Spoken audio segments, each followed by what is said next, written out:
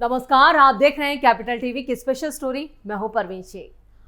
UP से दिल्ली तक आजम खान को लेकर सियासी गलियारों में कयासों का बाजार गर्म है। आजम खान के बीजेपी में जाने की खबरों ने तो यूपी की सियासत में उबाल ला दिया है। बीजेपी सांसद ने आजम खान के पार्टी में आने की बात पर कहा है कि अगर वो आते हैं तो उनका स्वागत है। वहीं बीजेपी के दूसरे नेताओं ने कहा कि किसी अपराधी के लिए पार्टी में जगह नहीं है। जो कानून तोड़ने में माहिर हो उन्हें बीजेपी में कैसे शामिल किया जा सकता है। अब समाजवादी पार्टी के नेता के बीजेपी में शामिल होने की खबरों के बीच आजम खान अचानक दिल्ली भी पहुंच गए, जिसके बाद तो खबरें ये भी आ रही हैं कि वो अमित शाह और राजनाथ सिंह से मुलाकात कर सकते हैं। आखिर क्यों आजम खान को लेकर इस तरह की खबरें सामने आ रही हैं? आजम खान के बीजेपी में शामिल होने के दावों में कितना दम है, सब कुछ आपको बताएंगे अपनी इस स्पेशल स्टोरी में।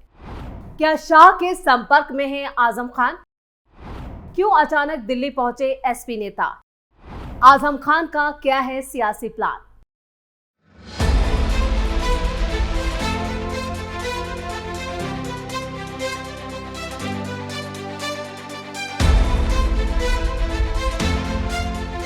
समाजवादी पार्टी के कद्दावर नेता आजम खान आखिरकार जेल से रिहा हो चुके हैं। करीब 23 महीने जेल में बिताने के बाद सपा नेता बाहर आए हैं। उनके बाहर आने से सियासी गलियारों में हलचल तेज है। कभी बीएसपी को ज्वाइन करने को लेकर तो कभी बीजेपी से जुड़ने की खबरें लगातार सामने आ रही हैं। और इस बीच केसरगंज से बीजेपी सांसद करण भूषण शरण सिंह ने आजम खान के बीजेपी में आने के सवाल पर कहा कि अगर वो पार्टी में आना चाहते हैं तो उनका स्वागत है। इसके साथ ही उन्होंने ये भी कहा कि वो खुद चाहते हैं कि बीजेपी को कोई मुस्लिम चेहरा मिले, जिससे मुस्लिम वोट उनकी झोली में आए। करण भूषण भले ही आजम खान का पार्टी में स्वागत कर रहे हो, लेकिन ये इतना आसान नहीं है, क्योंकि उनकी क्राइम फाइल को खोलने वाले और उन्हें जेल तक पहुंचाने में सबसे बड़ी भूमिका सूबे के मुखिया योगी आदित्यनाथ की रही। सीएम योगी और आजम खान के बीच की अदावत से हर कोई वाकिफ है। ऐसे में उनके बीजेपी में शामिल होना एक बड़ा सवाल भी खड़ा करता है। लेकिन इस बीच आजम खान खुद दिल्ली में हैं, जहां उनकी कई मीटिंग होने वाली हैं और इन बैठकों में बीजेपी के नेताओं के नाम भी सामने आ रहे हैं। लेकिन इस बीच यूपी बीजेपी नेता का भी एक बड़ा बयान सामने आ गया। बीजेपी के प्रवक्ता राकेश त्रिपाठी ने इसको लेकर एक बड़ा बयान दिया।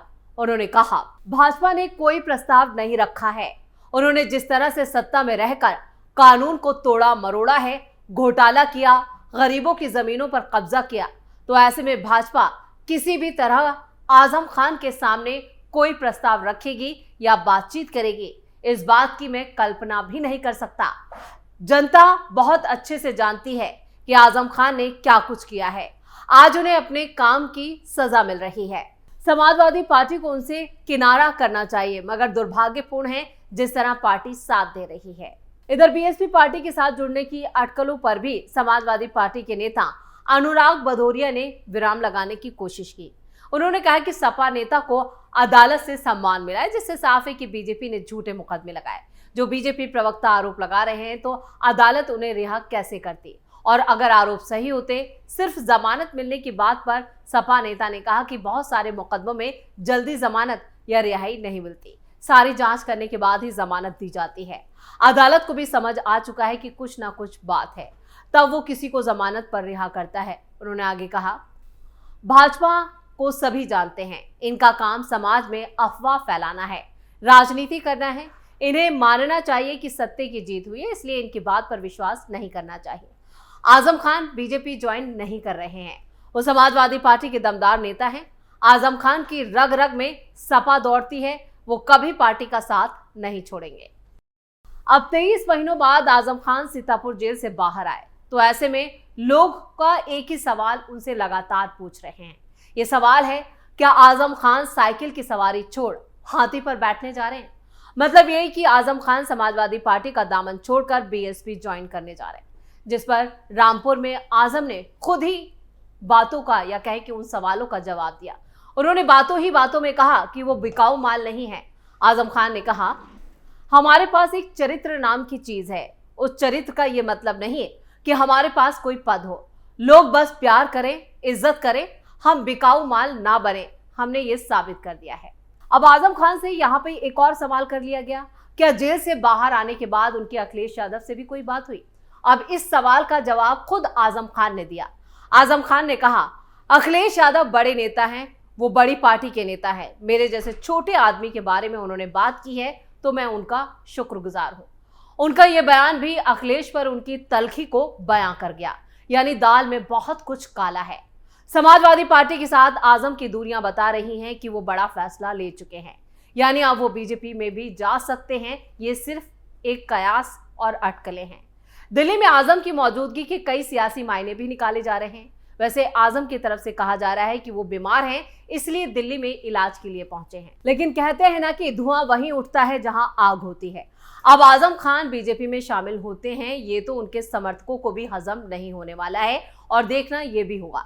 लेकिन बीजेपी में आने की राह आजम खान के लिए बड़ी टेढ़ी खीर है।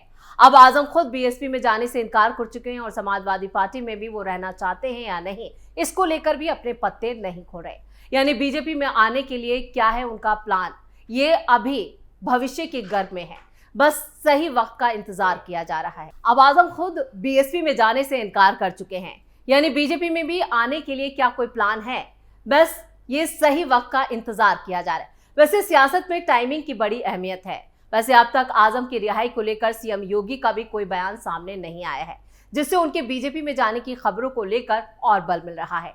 वहीं अखिलेश यादव के साथ आजम की दूरियां भी इस दावे को मजबूत जरूर कर रही हैं, लेकिन पक्के तौर पर नहीं कहा जा सकता। अखिलेश और ना ही पार्टी के किसी बड़े नेता ने अब तक आजम खान से मुलाकात की है, इसलिए भी इन कयासों को बल मिल रहा है। जेल से बाहर आने के वक्त भी सपा का कोई नेता मौजूद नहीं था, जिसको लेकर भी कई सवाल खड़े हो रहे हैं। आजम को लेकर सीएम योगी का प्लान। आजम खान उत्तर प्रदेश की सियासत में बड़ा नाम जरूर है। 100 से भी ज्यादा आपराधिक मामलों के आरोपी आजम खान को इलाहाबाद हाईकोर्ट से रिहाई मिली है। लंबी कानूनी लड़ाई के बाद जब आजम खान बाहर आए तो उनके साथ उनके बेटे और समर्थक जेल के बाहर उनका स्वागत करने के लिए पहुंचे थे। आजम की रिहाई के बाद समाजवादी पार्टी में खुशी की लहर भी है और इस बीच बड़ा सवाल यह भी है, क्या आजम खान की मुश्किलें अब खत्म हो चुकी हैं? आजम खान कब तक खुली हवा में सांस लेंगे? क्या अब किसी भी तरह से सरकार खेल पलट सकती है? कब तक आजाद रहने वाले हैं आजम? आजम खान पर क्वालिटी बार की जमीन पर अवैध कब्जा करने का आरोप है, जिसके लिए उन्हें हाल ही में इलाहाबाद हाईकोर्ट से जमानत मिली। आजम खान के खिलाफ दस्तावेजों में हेराफेरी, डकैती और कई गंभीर धाराओं के तहत मामले दर्ज हैं। सबसे दिलचस्प है उन लोगों की कहानी जो ये बताते हैं कि कैसे आजम खान ने अपनी ताकत और रसूख के बल पर उनकी जिंदगी को तहस नहस कर दिया। रामपुर के फैजल खान लाला आम आदमी पार्टी के प्रदेश प्रवक्ता हैं, जिन्होंने आजम खान की रिहाई पर कहा है कि आजम खान ने जो बोया वही अब काट रहे हैं। कभी सत्ता के नशे में उन्होंने लोगों को सताया, दुकानों को तोड़ा, झूठे मुकदमे लादे और सैकड़ों को जेल तक पहुंचाया। आज हालात ये है कि वही आजम खान जेल काट कर बाहर आए हैं। वैसे उन पर भैंस और बकरी चोरी का भी आरोप है।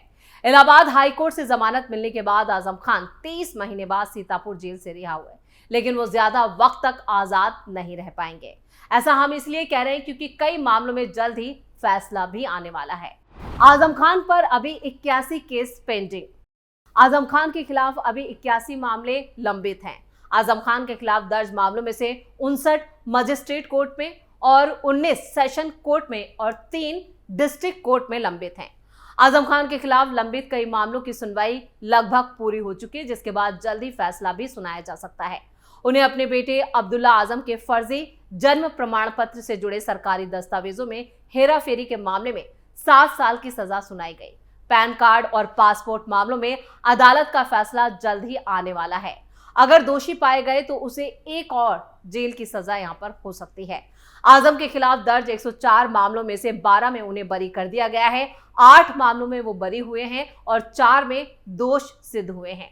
भड़काऊ भाषण के मामले में 3 साल की सजा में उनकी विधायकी छीन ली गई, जबकि डोंगरपुर जमीन बेदखली के मामले में उन्हें 10 साल और मशीनरी चोरी के लिए 7 साल और सड़क अवरोध के लिए 2 साल की सजा मिली है।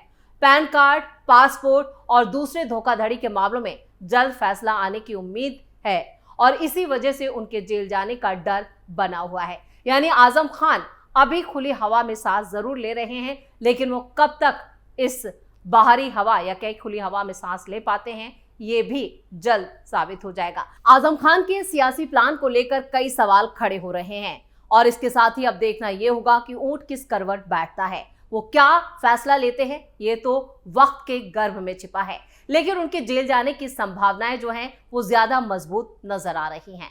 स्पेशल स्टोरी में इतना ही। वीडियो कैसा लगा कमेंट करके अपनी राय जरूर दें। वीडियो को लाइक करें, शेयर करें और कैपिटल टीवी को सब्सक्राइब जरूर करें। धन्यवाद।